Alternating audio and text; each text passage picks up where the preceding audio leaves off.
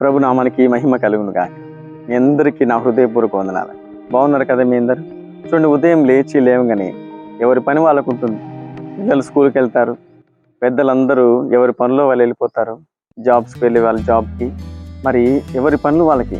ఉదయం లేచినప్పటి నుంచి మరి అనేకమైన వాహనాల్లో, బైక్లో కావచ్చు, కారులో కావచ్చు, మరి ఎక్కడికి వెళ్ళినా తిరిగి క్షేమంగా నువ్వు ఇంటికి రావాలంటే ఎవరు నీకు తోడుగా ఉండాలి? ఎవరి కృప నీకు తోడుగా ఉండాలి? ప్రభువైన యేసుక్రీస్తు నీతో ఉంటే, ఆయన దూతలకు ఆజ్ఞాపిస్తే మనం క్షేమంగా ఇంటికి మరలా చేర్చబడతాం. ఇంకొక వాక్యం జ్ఞాపకం చేస్తాను. కీర్తన 91వ అధ్యాయం 11వ వచనం.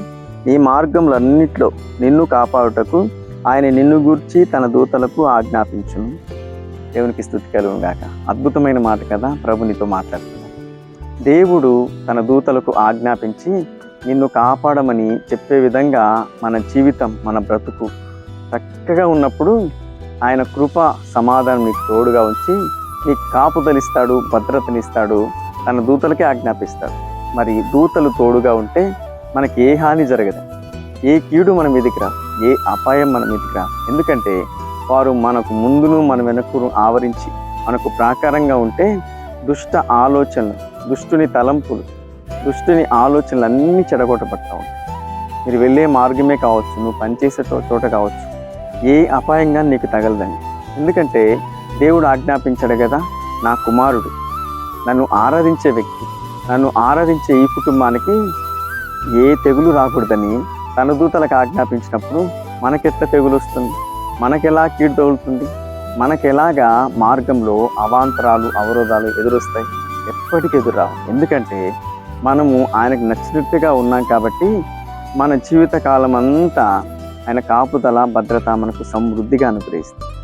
ఎప్పుడు మనకిష్టం వచ్చినట్టుగా ఉంటే కాదు, మన సొంత నిర్ణయాలతో ముందుకెళ్తే కాదు, దేవునికి మోకరించి ప్రభువుని వెళ్తున్నాను ఆయన మార్గంలో తోడుగా ఉండని ప్రభువును ప్రార్థన చేసి నువ్వు వెళ్ళినప్పుడు అప్పుడు ఆయన అంటాడు, నా కుమారుడికి తోడుగా ఉండమని తన దూతలు చెప్తాడు.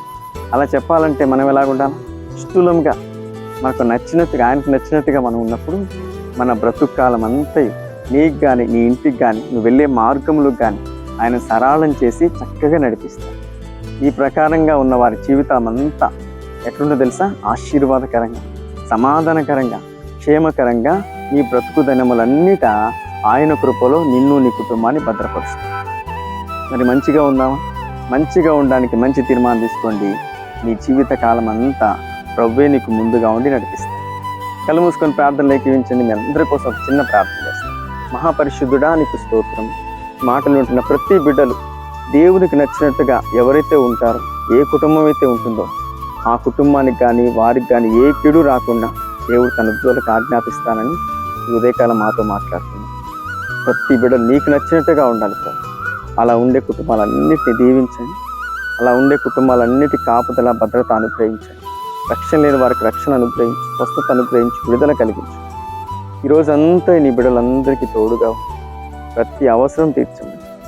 యేసు నామములో ప్రార్థిస్తున్నాం పరమ తండ్రి. ఆమేన్. వీడియో చూసిన ప్రతి ఒక్కరిని ప్రభు దీవించి ఆశీర్వదించునుగాక. ఆమేన్.